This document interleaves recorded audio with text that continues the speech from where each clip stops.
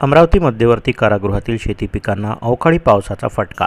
हवामान खात्याने वर्तवलेल्या अंदाजानुसार अमरावतीत काल रात्री वादळी वाऱ्यासह अवकाळी पावसाने मोठी बॅटिंग केली। त्यामुळे शेतातील गहू, ज्वारी, संत्रा, लिंबू, कांदा आणि भाजीपाला पिकांचं मोठं नुकसान झालं आहे। 2 दिवसापूर्वी सलग 3 दिवस अवकाळी पावसाने शेती पिकांचं मोठं नुकसान केलं होतं। मात्र काल रात्री आलेल्या अवकाळी पावसाने अमरावती मध्यवर्ती कारागृहातील शेती पिकांचं मोठं नुकसान झालं आहे। यामध्ये सर्वाधिक कांदा पिकाचं नुकसान झालं। कारागृहातील कैद्यांना आता खुल्या बाजारातील कांदा खाण्याची वेळ येणार आहे।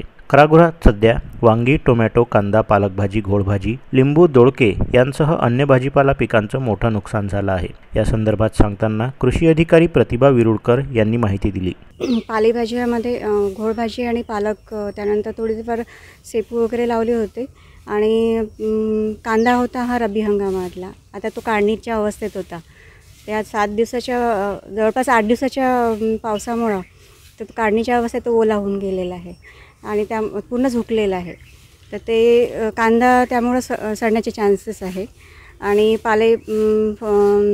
घोळभाजी पूर्ण खराब झाली। त्यामुळे आम्ही अमरावती कारागृहाला जे आम्ही भाजीपाला रोजचा पुरवठा करतो दोन्ही वेळेला, तर तो पुरवठा आमचा होऊ शकणार नाही।